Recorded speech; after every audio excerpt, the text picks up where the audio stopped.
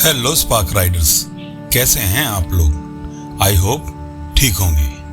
आज मैं आपको बाबा भोलेनाथ के धामों में से एक की यात्रा के बारे में बताऊंगा।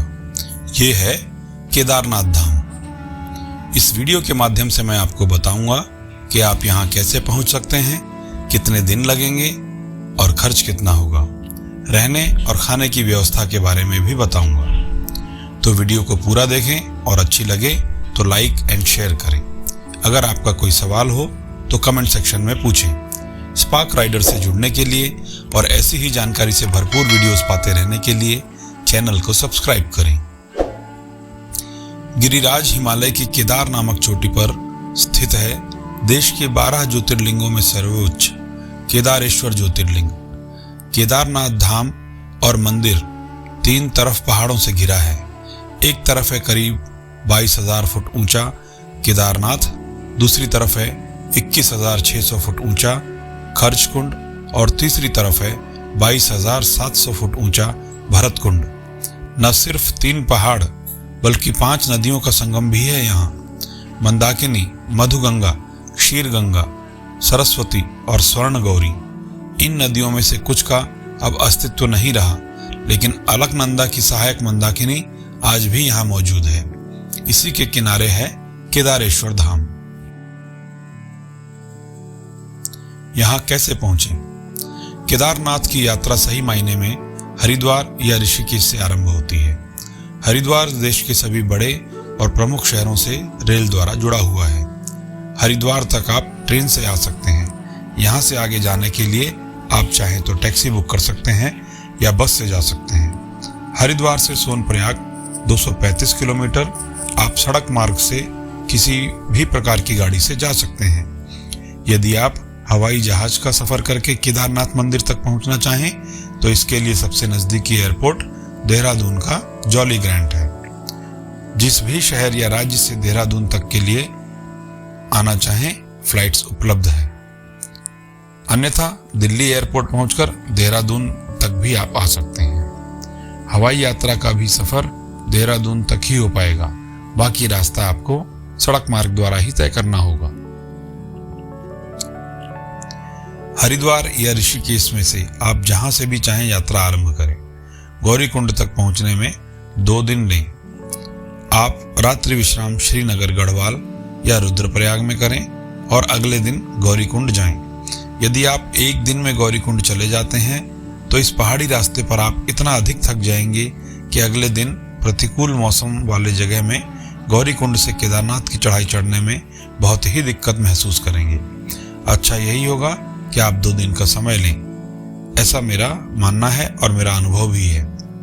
हरिद्वार के रास्ते में आपको बहुत से ऐसे स्थान मिलेंगे जहां आप रात में रुक सकते हैं, पर इन जगहों में श्रीनगर और रुद्रप्रयाग लगभग आधी दूरी पर है। आप चाहे तो गुप्तकाशी में भी ठहर सकते हैं, और यदि आप पहले दिन हरिद्वार या ऋषिकेश से गुप्तकाशी तक पहुंच जाते हैं तो अगले दिन गौरीकुंड में रुकने की कोई आवश्यकता नहीं है, क्योंकि गुप्तकाशी से गौरीकुंड 1 से 1.5 घंटे का ही रास्ता है। इसके आगे 16 किलोमीटर का रास्ता आपको पैदल ही चलना होगा, या आप पालकी या घोड़े से जा सकते हैं। यहाँ रास्ता भी बहुत संभल कर चलने वाला है। पालकी का किराया 5,000 से 6,000 रुपए तक एक तरफ का होता है।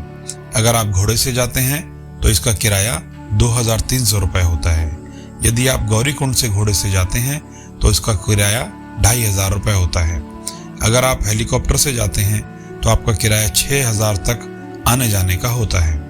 आपको सोनप्रयाग से पहले फाटा से हेलीकॉप्टर की सुविधा मिलेगी। अगर आप पीक सीजन में आते हैं तो आपको ज़्यादा भीड़ मिल सकती है, तो कोशिश करें कि हेलीकॉप्टर की बुकिंग ऑनलाइन करवा लें। यहाँ हेलीकॉप्टर का उड़ना मौसम की अवस्था पर भी निर्भर करता है। आप अपना सामान होटल या गेस्ट हाउस के लॉकर रूम में रखवाकर गुप्तकाशी से सुबह 6 बजे निकल जाएं और 8 बजे तक गौरीकुंड से चढ़ाई करना शुरू कर दें। शाम तक केदारनाथ पहुंचें, दर्शन करें और रात में केदारनाथ में रुकें। यदि चाहें तो सुबह फिर से दर्शन करें और वापस गौरीकुंड आ जाएं और फिर गौरीकुंड से गुप्तकाशी आकर रात में रुकें। यदि आप पहले दिन श्रीनगर या रुद्रप्रयाग में रुकते हैं तो अगले दिन आप सारा सामान साथ ले जाएं और गौरीकुंड तक पहुंचें और रात में गौरीकुंड में ठहरें और फिर उसके अगले दिन सामान लॉकर रूम में रखकर सुबह 5 बजे चढ़ाई शुरू कर दें। केदारनाथ पहुंचकर दर्शन करें, फिर रात में रुकें या वापस गौरीकुंड आ जाएं। मेरा तो ये मानना है कि यदि आप केदारनाथ जाते हैं तो भोलेनाथ की धरती पर एक रात अवश्य गुजारें। एक बात और, गौरीकुंड से केदारनाथ के रास्ते में दोपहर बाद मौसम खराब हो जाता है, जो करीब 2 से 3 बजे तक खराब ही रहता है और ये कोई 1 या 2 दिन की बात नहीं बल्कि हर दिन होता है। बस से जाने के लिए आपको पहले रुद्रप्रयाग जाना होगा। रुद्रप्रयाग से 2 राहें हो जाती हैं, एक रास्ता केदारनाथ के लिए और दूसरा बद्रीनाथ जाता है। हरिद्वार या ऋषिकेश से बस मिलती है जो देवप्रयाग रुद्रप्रयाग होते हुए चमोली जाती है और चमोली से गोपेश्वर तक जाती है। उसी बस से आप रुद्रप्रयाग तक का सफर कर सकते हैं। रुद्रप्रयाग से गौरीकुंड तक के सफर के लिए पहले सोनप्रयाग जाना होता है। सोनप्रयाग तक जाने के लिए रुद्रप्रयाग से सीधी बसें या जीप मिल जाती हैं और यदि नहीं भी मिले तो गुप्तकाशी तक जा सकते हैं और उसके बाद गुप्तकाशी से सोनप्रयाग पहुंचकर वहां से जीप द्वारा गौरीकुंड तक पहुंचा जा सकता है। कहाँ रुकें? यहाँ रुकने के लिए आपको सोनप्रयाग और गौरीकुंड में होटल 1 से 1,500 हजार में मिल जाते हैं। इनका किराया भीड़ की अवस्था पर भी निर्भर करता है। आपको वहाँ डॉर्मेट्री भी मिल जाती है जिसमें आपको 350 रुपए तक बेड मिल जाता है। अगर आपको सिर्फ सामान रखना हो तो यहाँ लॉकर रूम भी मिल जाते हैं। इसके अलावा केदारनाथ धाम में रुकने के कई ऑप्शंस हैं। यहाँ आप टेंट में रुक सकते हैं जिसमें प्रति व्यक्ति किराया 350 रुपए होता है। आप यहाँ हट हाउस में भी रुक सकते हैं जिसमें आपका किराया 1,000 रुपए तक होता है। केदारनाथ की यात्रा अप्रैल से मई के बीच शुरू हो जाती है, लेकिन यह यात्रा शुरू होने की कोई पक्की डेट नहीं होती। यह डेट निर्भर करती है बर्फबारी पर। अगर सर्दियों के महीने में बर्फबारी ज्यादा हुई तो यात्रा शुरू होने में समय भी लग जाता है। अगर बर्फबारी कम होती है तो अप्रैल तक केदारनाथ की यात्रा शुरू हो जाती है और बर्फबारी ज्यादा हुई तो मई तक यात्रा शुरू कर दी जाती है, क्योंकि बर्फ को हटाने में समय लगता है। लेकिन यह अप्रैल से मई के बीच शुरू हो ही जाती है। आप केदारनाथ पहुंचकर रूम लेकर मंदिर के दर्शन के लिए जा सकते हैं। सीजन टाइम पर यहाँ बहुत समय लगता है। यहाँ सुबह और शाम की आरती जरूर देखें। आरती का समय 6 बजे होता है।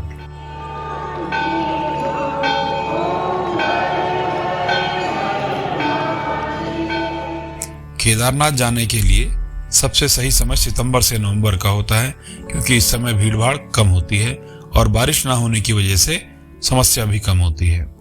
केदारनाथ में आप कुछ और जगह भी घूम सकते हैं, जैसे कि भैरव मंदिर, वासुकी ताल और गांधी सरोवर। केदारनाथ मंदिर में दर्शन करने के बाद चाहें तो भैरवनाथ के दर्शन के लिए जा सकते हैं। इसकी दूरी केदारनाथ मंदिर से महज आधा किलोमीटर है। केदारनाथ मंदिर से वासुकी ताल की दूरी 7 किलोमीटर है और इसे घूमने के लिए आपको 1 दिन और केदारनाथ में रुकना पड़ेगा, क्योंकि ये दूरी ट्रैकिंग करते हुए पैदल ही तय करनी होगी। केदारनाथ मंदिर से 3 किलोमीटर की दूरी पर स्थित गांधी सरोवर में केदारनाथ दर्शन के बाद घूमने जा सकते हैं। केदारनाथ ट्रैक करते समय इन बातों का खास ध्यान रखना है कि आपके साथ एक रेन कवर जरूर हो, क्योंकि केदारनाथ का मौसम कभी भी बदल जाता है और बारिश शुरू हो जाती है, इसलिए रेन कवर रखना न भूलें। यहाँ ट्रैक करते समय अच्छे आरामदायक जूते पहने, क्योंकि यह ट्रैक बहुत लंबा है, इसलिए आरामदायक जूते बहुत ज़रूरी हैं। अपने साथ कम से कम सामान रखें, क्योंकि ज़्यादा सामान साथ होगा तो आप जल्दी थक जाएंगे। अगर आपके पैरों के नाखून लंबे हैं तो उन्हें काट लें, नहीं तो नीचे उतरते समय यह आपको तकलीफ देंगे। जाने से पहले हो सके तो थोड़ा एक्सरसाइज ज़रूर करना शुरू करें, नहीं तो अचानक इतनी लंबी ट्रैकिंग में आपको परेशानी हो सकती है। केदारनाथ में खर्च को हमने 3 भागों में बांटा है, जो कि इस प्रकार है। पहला, अगर आप गौरीकुंड से केदारनाथ मंदिर तक पैदल दूरी तय करते हैं तब आपको 1 दिन बेस कैंप में रुकने और खाने के साथ 3,000 रुपए लग जाएंगे, यदि आप ऑफ सीजन में जाते हैं। तब अन्यथा इसका डबल लगेगा। दूसरा, अगर आप घोड़े खच्चर के द्वारा गौरीकुंड से मंदिर तक की दूरी तय करते हैं तब यही खर्च 7,000 रुपये तक पहुंच जाएगा। और तीसरा, लास्ट में अगर हम हेलीकॉप्टर की बात करें तो अमूमन 10,000 रुपये एक व्यक्ति का खर्च आ सकता है। केदारनाथ यात्रा जाने के लिए आपके पास कम से कम 4 दिन का समय होना चाहिए, 2 दिन जाने के लिए और 2 दिन लौटने के लिए। जहां से भी आप आ रहे हैं उस सफर के समय को मैं काउंट नहीं कर रहा हूं।